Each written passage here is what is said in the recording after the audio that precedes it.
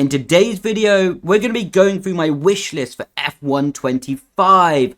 I've been fortunate enough to be playing the F1 game made by Codemasters/EA all the way back in 2010. This will be my 15th year playing the F1 game, and I've been playing them continuously every single year since 2010. So I feel a bit old, to be honest, saying that, but getting back to the point of the video. I'm not going to be covering the topics of like handling model or major glitches and bugs, quite simply because other people have already covered those in their videos, and I don't want this video to be repetitive. I've made a true list of what I really believe will be making the game more enjoyable for user experience, especially going forward. So with that being said, I've got it written down on paper and pen, and we're going to be going through the points in today's video. The first one is going to be less ERS changing during the qualifying lap especially.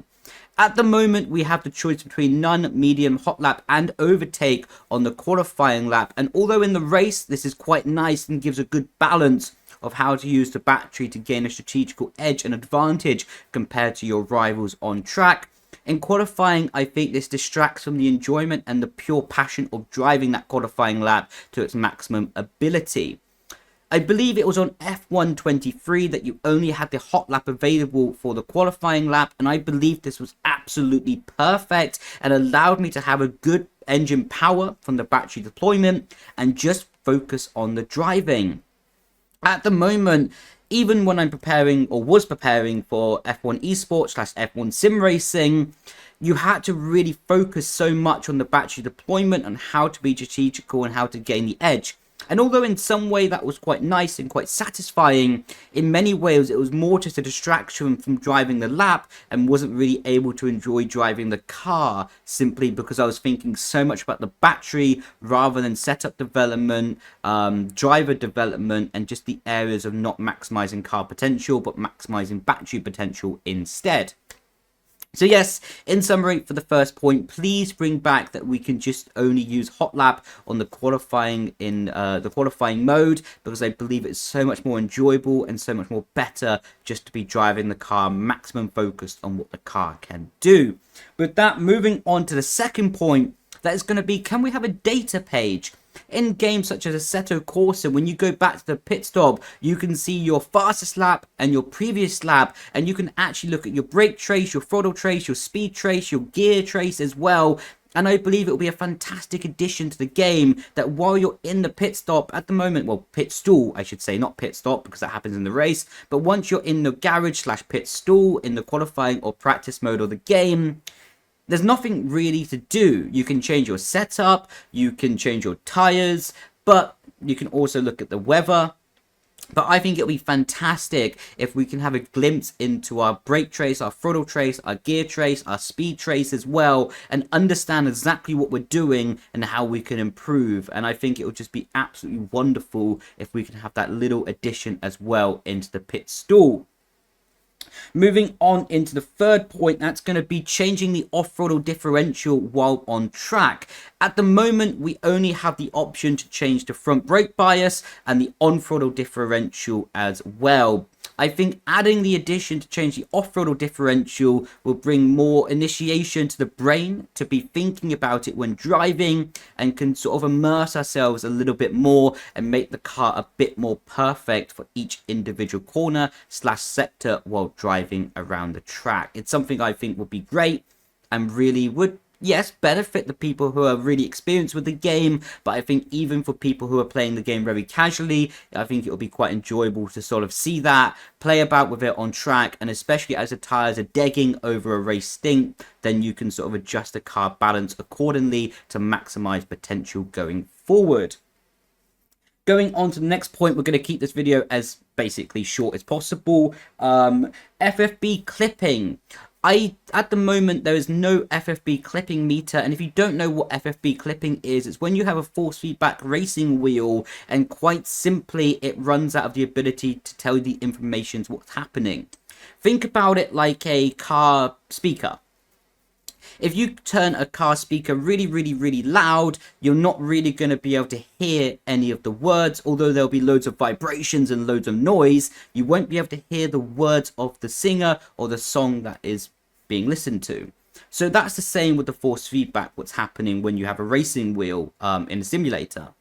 When you have the forces turned too high, it becomes really noisy, really vibrating, but it doesn't tell you the detail of what's actually happening with the car and the tire model of the game. And I think just because of that, it's easy to be misled, especially if you have a new racing wheel or you're not that experienced in sim racing titles, to be misled and actually end up with a worse feeling from the force feedback from something that I think is quite easy to change and to be maximizing the feeling and enjoyment. I've had it so many times when I've been coaching people that they don't know what the force feedback is doing. I tell them to change it to 65 and then it opens up a whole new feeling for them and they can enjoy the game even more because of that.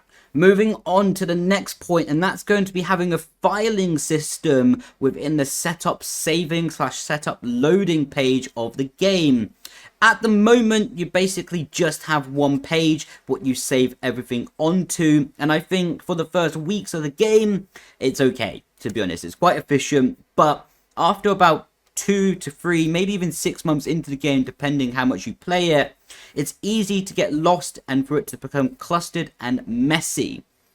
I believe, anyway, it would be fantastic if we had one page for every single setup that got saved in sort of a date and time order going down. And then we had a setup page for time trial where we saved the setup in the time trial mode, in career mode, in GP mode, in single player, of course, that's what GP mode is, and online mode as well.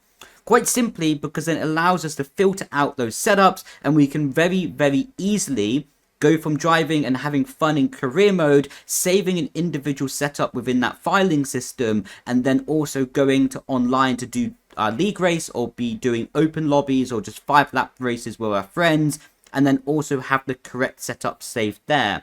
It's quite frustrating when you're having to scroll down for, to be honest, even upwards of like 20 seconds sometimes just to find the right setup, and even then it's quite difficult to find the right setup name, date that you want, because you're mixing the career mode setup with the time trial setup with the online setup, and after, like I say, 2-3 months it really becomes difficult to organize, and I believe a filing system there would make it so much easier. Moving on from our previous point alluding to time trial, and now this is fully about time trial mode within the F1 game, loading in with the realistic time. At the moment we load in with the midday time setting forced. So for example, tracks like Bahrain, Jeddah, Abu Dhabi, Singapore as well, we load in as it allocated to midday. What in my opinion doesn't really make much sense because the track and the race happens at night. Tracks such as Hungaroring, Austria, Silverstone, it doesn't really matter, to be honest, because it's more or less midday and you can't tell the difference without really focusing on it. But like I say, those tracks such as Bahrain, Jeddah, Singapore, Abu Dhabi, when loading in midday, it just takes away a bit of that immersion and just sort of takes away the enjoyment that I manually have to go into the game settings and change it to realistic day setting, then reload into time trial, and then I could load the setup and start driving. I believe just having it loading into realistic time of day will just be much smoother, much nicer, and much more enjoyable for the user experience to load in with the correct time of day and start driving from that point onwards. At the moment, if I want to be improving my own driving skills or the car setup, I need to be going to the time trial mode, what is good, but it's very limiting because tire temperatures are locked to a certain temperature and also the battery is locked to a certain mode, and I cannot change those, what means I can only improve learning the track and a slight ability within my own driving skill set. Of course, the car setup can be improved as well, but if I want to go and practice for a race stint with tire temperature, battery management, and also just tire deg in general, I either need to load into a race with AI or go online and practice with other people. What both, to be honest, are not optimal for getting the most out of it, because maybe other people are not online, or the AI maybe make a mistake and it can be ruining your race stint. So either you have to drop 20 seconds before the AI, or drive fast enough that they cannot be battling with you. Otherwise your race stint and the ability to enjoy that race stint in practice is kind of nulled, to be honest. I would love a situation that I can load in, know that the grip is going to be the same as a racing situation, and then be practicing by myself on track to do race starts, practice tire deg, practice pit stops, and just do all of those little details to get better as a driver and also develop the car skill set. I think that would be really fun, and I think a lot of people would actually enjoy just driving the track by themselves and then really just getting better at each individual situation. That's been my wish list for F1 25. What is your wish? How do you want F1 25 to get better? Be sure to post down in the comments down below and let your voice be heard. With that being said though, of course I didn't cover the big points such as handling model, glitches and bugs, quite simply because other people have already covered those in their video, and I want my video to be very individual and speaking about points that probably have not been raised before, by also using my 15 years of experience playing this game series.